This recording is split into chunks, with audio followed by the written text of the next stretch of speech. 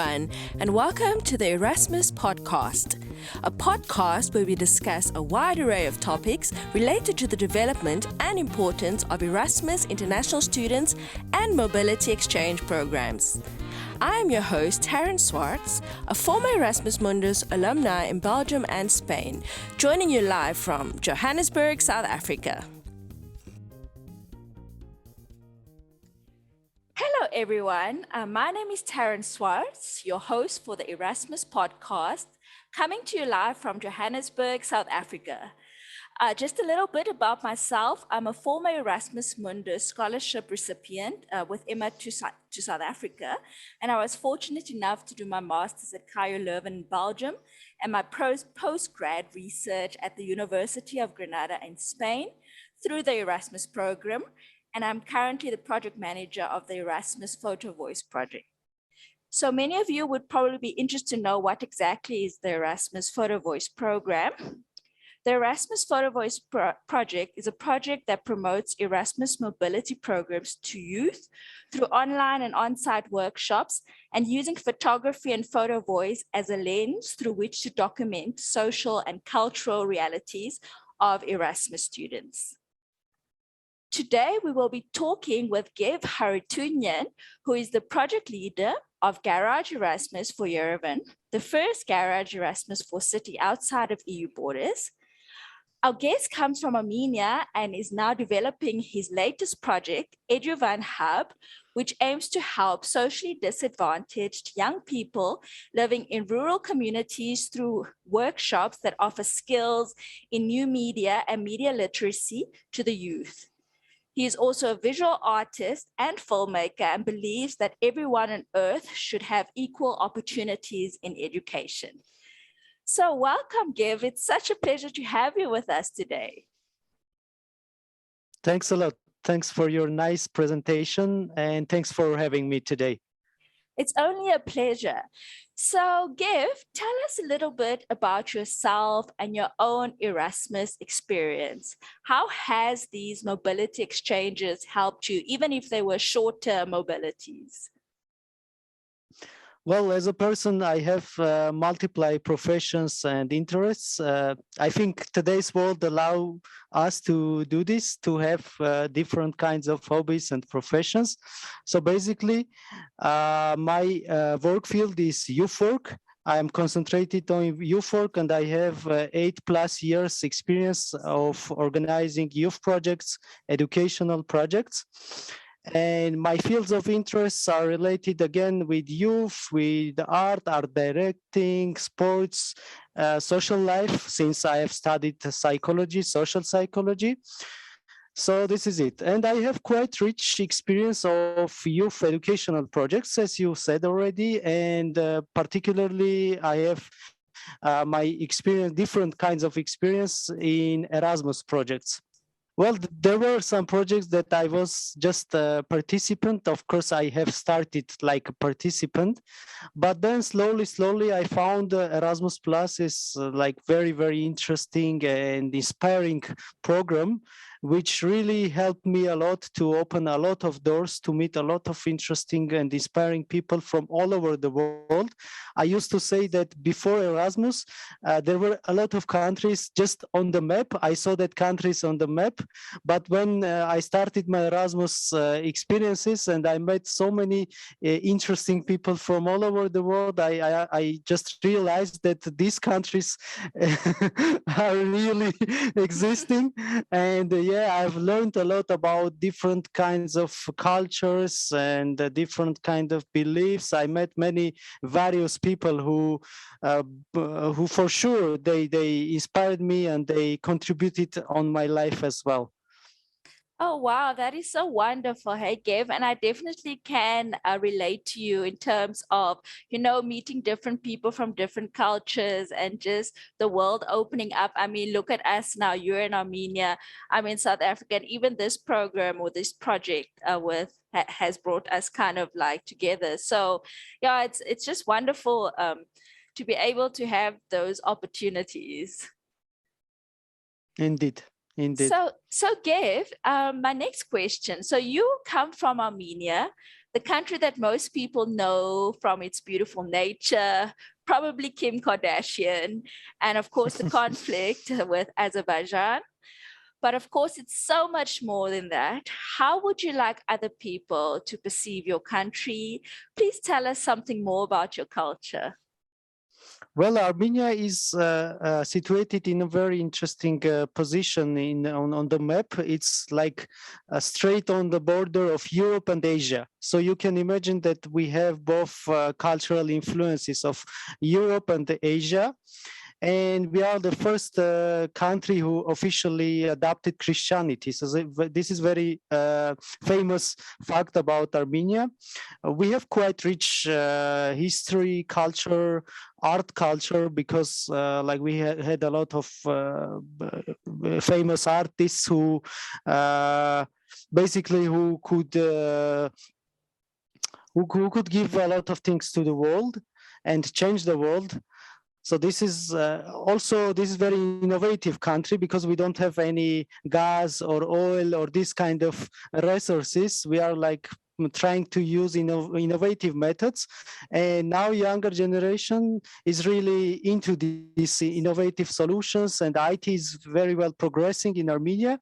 So I can tell this as a good fact. Yeah, of course, as a bad fact, we can mention about the conflict with Azerbaijan, as you said, but hopefully the conflict will overcome soon.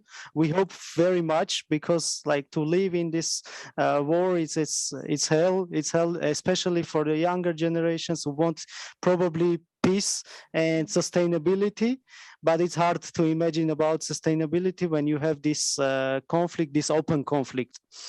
Also, I'm very proud to say that now youth generation in Armenia is really into this Erasmus stuff and mobility projects, and it gives us a lot as a country who is closed from two borders, from Azerbaijan and Turkey. Mobility projects gives us a lot of opportunities to travel, as I said, to meet various people from different cultures, and why not to meet Azerbaijani young people and to communicate with them about peace.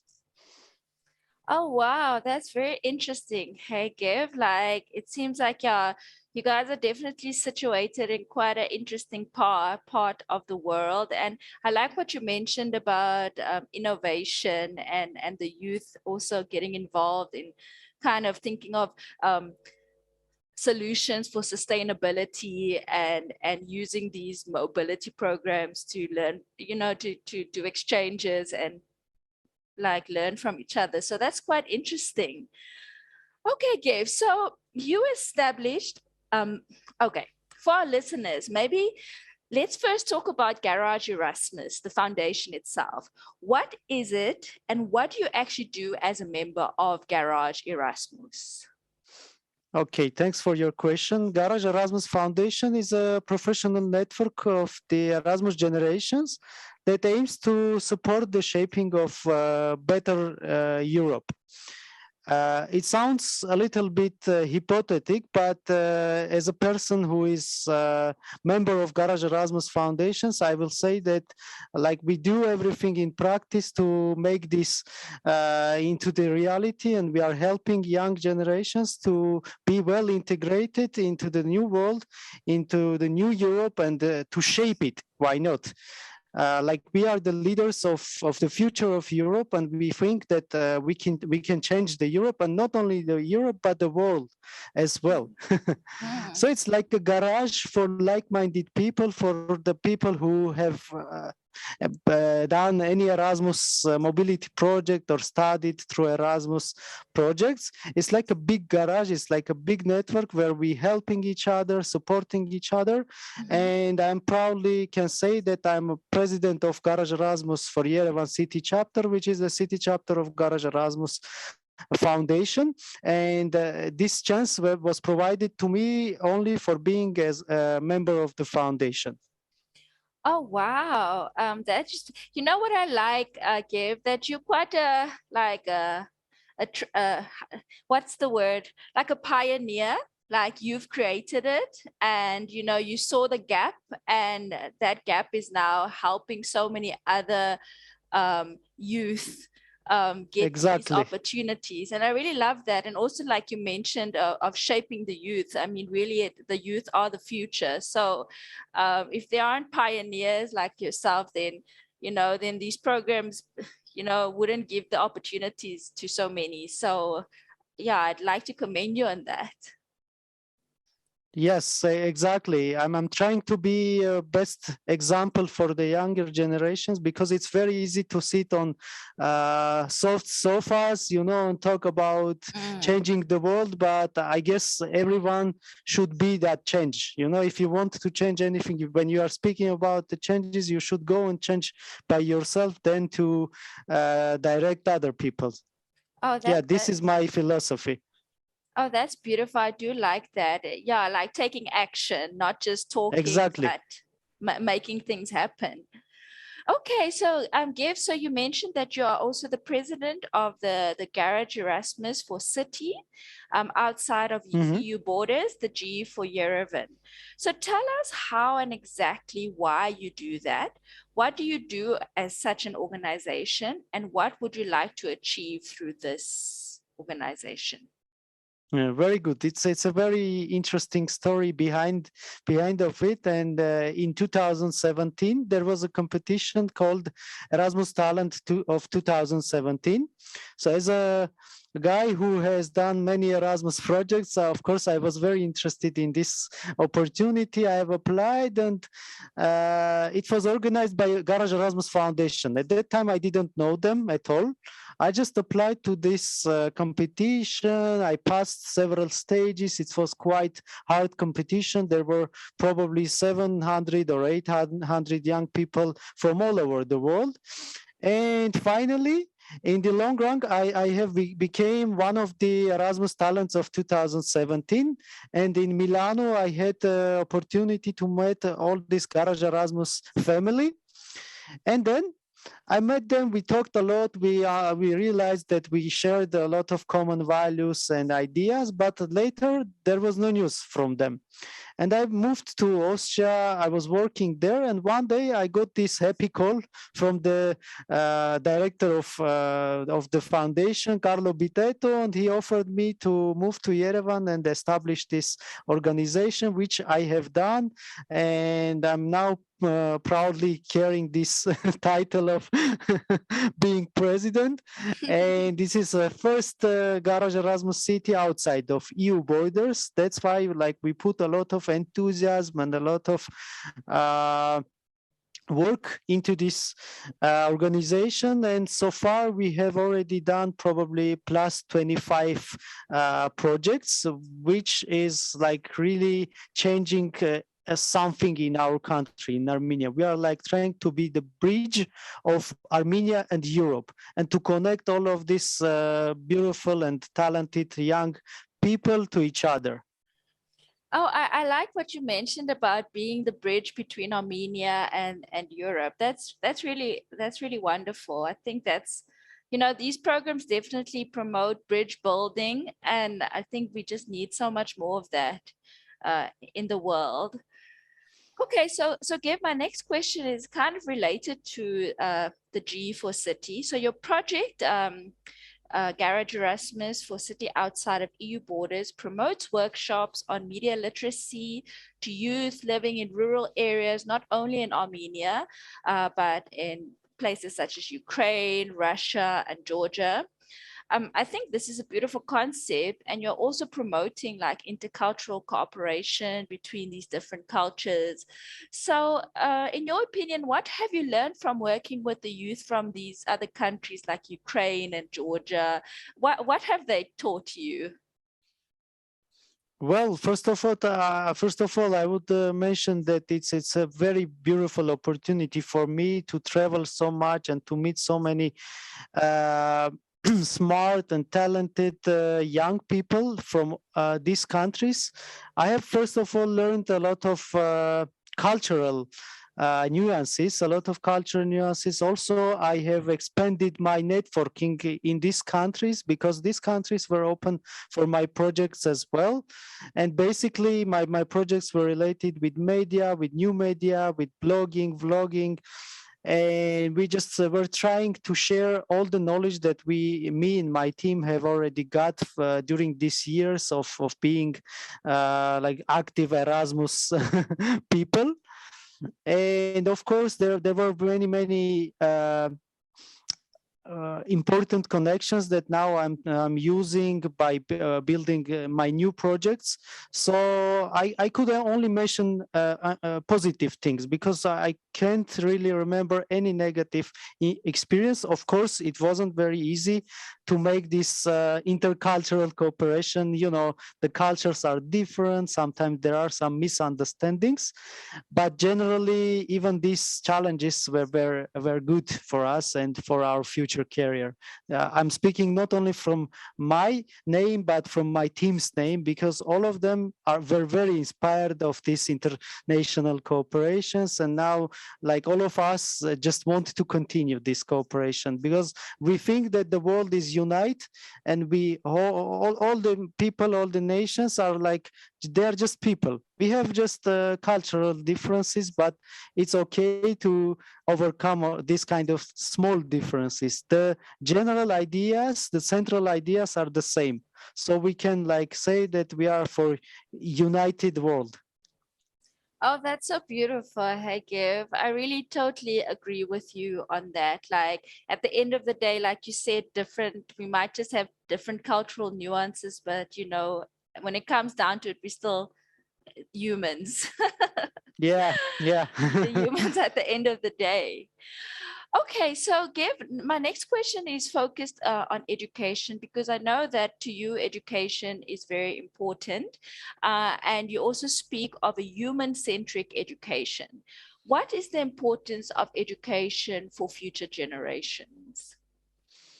Thanks for this nice question. I do think that the education is real power, and only by having good quality, human-centered education and educational system generally, we can overcome many global and local problems like war, poverty, etc., etc. We nowadays the world is facing another huge challenge, which is called pandemic. And definitely I'm a person who not only thinks but proves that if we are educated, if we have this human-centered education. Why I'm mentioning this human-centered words? Because we need to do everything that the educational sphere will be only between humans. I mean, we need to share human qualities, because there are many examples in the history that some educated people who thought that they are educated, they just destroyed the world. That's why I'm always like mentioning this human-centered quality education. So basically, I think that the only way to have better world is just through education. I fully agree with you. And in South Africa, we have a philosophy called Ubuntu.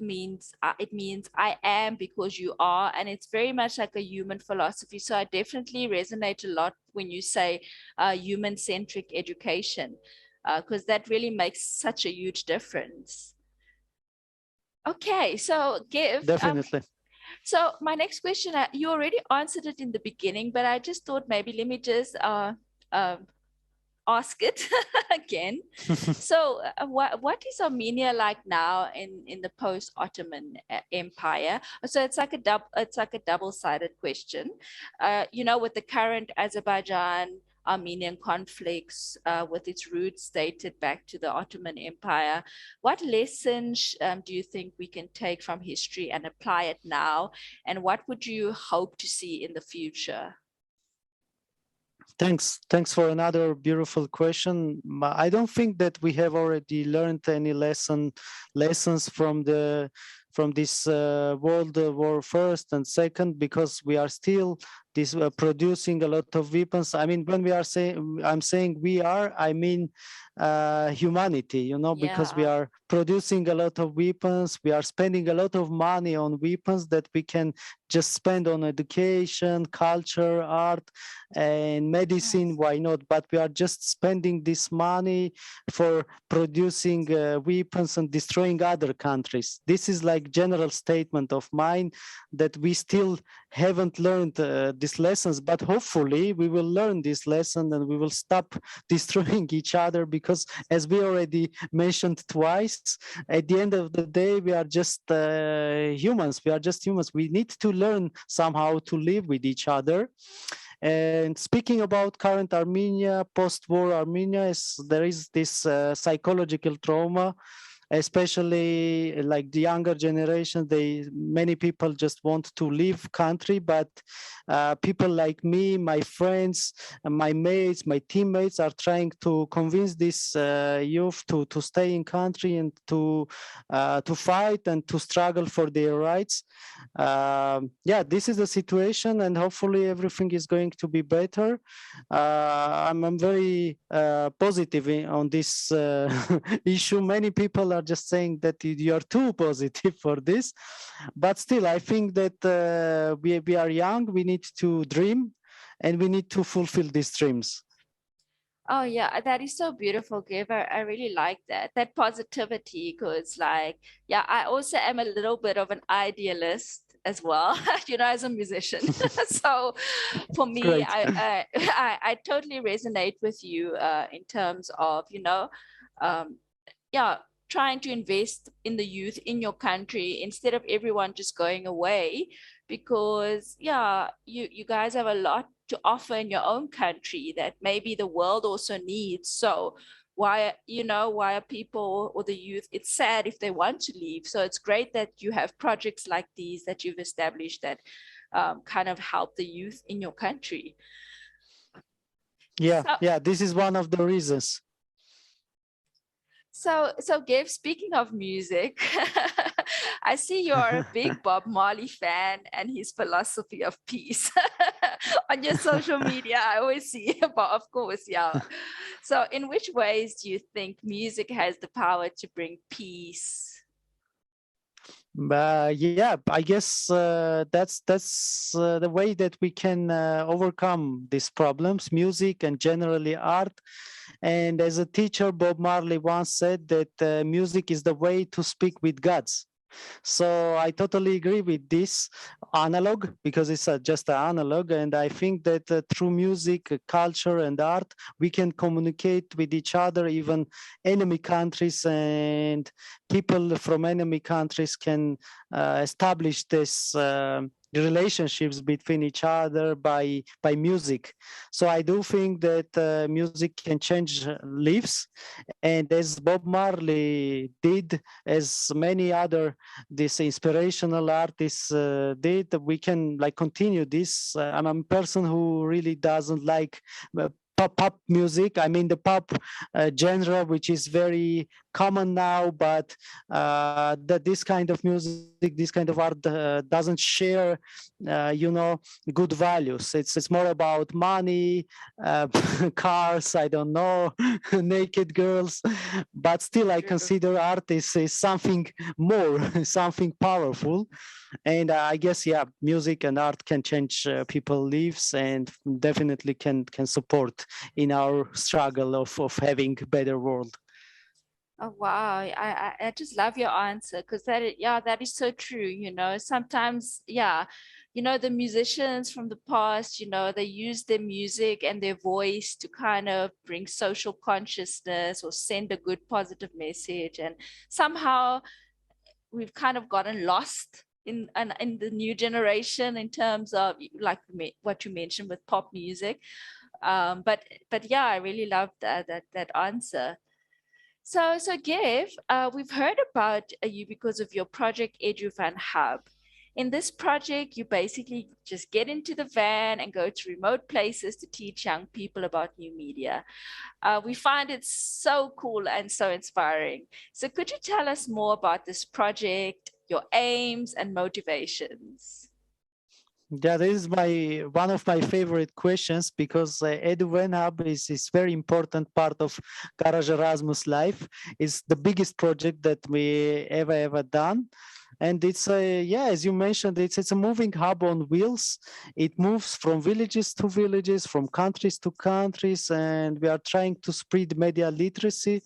We are like mostly working with teenagers because it's a vulnerable age, and we are trying to teach them this human-centered education, to be an example for them, examples for them. And yeah, we are trying to work with disadvantaged youngsters coming from socially disadvantages background. And the topics of our workshops are fields of new media, such as blogging, vlogging, uh, such as journalism, media journalism, general media safety, media literacy, social media, because it's very famous topic nowadays. So we are trying to give them some basic keynotes, some basic keys to open the doors and to reach quality education. And of course, we are promoting Erasmus Plus program, because this program has this power to empower young people, and this program gives so many opportunities for them. So we are trying to promote this program, and we are trying to include these youngsters to this program. And we have some successful examples. Some guys from our alumni of EduVenHub have already done Erasmus Plus mobility projects, and they are very happy. Before, they even didn't believe that Erasmus Plus can change so many lives, and now they are very happy. Now they are just on, and they just want to continue other mobility programs. Yeah, this is Oh, it. oh, wow, that's wonderful. Yes, I have followed you guys' projects and photos and your van, and I really love Thank it. you. I really love it. It's very cool. So, like as you mentioned before, Gabe, we are currently in such strange times, unprecedented with the pandemic and everything.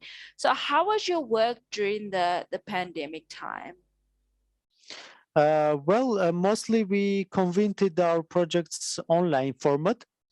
But fortunately, when I was doing Edu Hub in Armenia, it was during the summer. In Armenia, the COVID situation got better. Mm, So, thanks to God, we could implement the project offline, because the project is designed to do it offline, yeah. to travel, to meet young people, to talk to them face to face. And fortunately, we could successfully implement this project. But now we are planning to convert our project to online phase, and we are going to shoot some video series about media literacy, social media, blogging, and it will be translated in English as well. So whenever we are done, I will share these videos with you as well, to share in Johannesburg, in your country as well, because it's going to be very useful information. Yeah, this is Oh, it. wow, that's wonderful. Yes, please do share that. I mean, we've got lots of participants that are very much into this type of new media. I mean, we are focused more on visual, like the photography side, but everything is kind of interconnected. So Yeah. definitely. So both of us, both of our projects, myself with the Erasmus Photo Voice and Podcast Project, and your project Eduvan Hub, are both supported by the Erasmus Students and Alumni Association, or ESAA. Um, yeah. So how has their support helped your projects? Well, it was huge support from them, coming from them. I'm very thankful to ESA, because I can say that they like helped me to fulfill this dream. of having when and to travel and to teach guys media literacy. Without their support, definitely this project wouldn't be existed.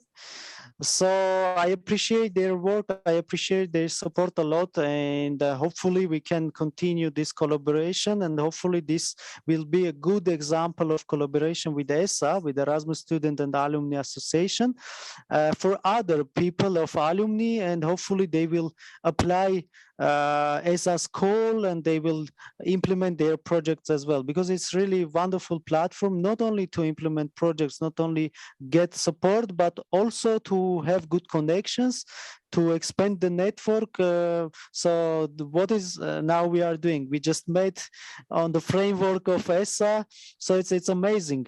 So I guess many people like me and you who are like eager to organize these projects, to continue to organize these projects, can meet on ESA platform and can exchange on ideas and to do common projects. So thanks a lot to them as well. Yeah, I fully agree with you. Hey, Gav, it's such a wonderful platform, and to create the networks and the contacts, and also just the help from SR, because they're very together and are able to give us good advice. So definitely. So, Gav, we've kind of come to the end of our podcast. I've got one more question left for you. So, what are your goals and plans for the future? Well, it's quite hard question. Oh, just You know, there. there is an old saying. I guess it's Arabic saying. It says like when you want God to laugh at you, you just need to make plans, because none of us doesn't know anything about the future.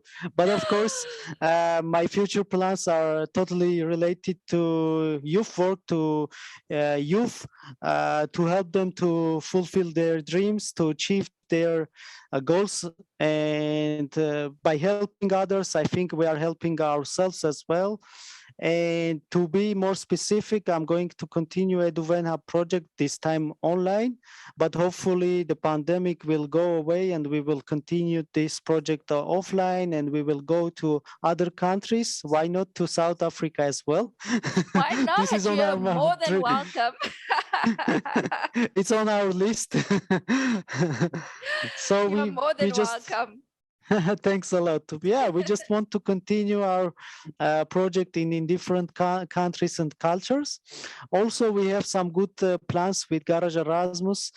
We want to make some projects in Asian continent as well, because Asia isn't so Wow. active in Erasmus projects, in generally in youth projects. So we want to bring this European perspective of education to Asia as well.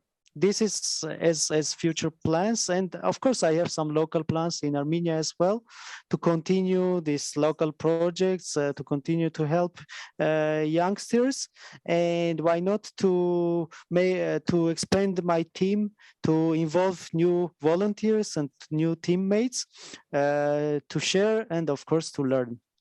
Oh, that's wonderful, Hakev. That would be so cool, like expanding to different continents, because I think that the work that you do kind of can translate easily to whichever context. So, yeah, definitely. Or maybe we can even eventually do a project together. You never know. Why not? So, Gav, thank you so much. It was such a pleasure spending time with you, and really, yeah, I just love your worldview and everything that you've done. Thank you for the amazing work you do. I'm sure, like, I've like some of the reports I've read of some of your participants that are now going on to have their own vlogs and blogs and running their own projects. It just shows the testament of what you've done and how it's kind of like helping how the students continue after you've done the projects to continue with Yeah. the work you've taught. So that you should be very proud of. Yeah, thanks a lot. Thanks for this opportunity of expressing myself. And if you don't mind, maybe we can finish the conversation with the quote of Bob Marley: "Don't worry, everything is going to be well. Everything is going to be good." So I just want to share this idea with all of our listeners. Every little thing is going to be all right. Oh, that's wonderful. I absolutely love that. Thank you so much, Gabe. That's so wonderful. And yes, I hope that you have a wonderful day further. My team is going to be super excited to listen to your interview, your podcast. My team that's working behind the scenes. So thank you so much, Gabe.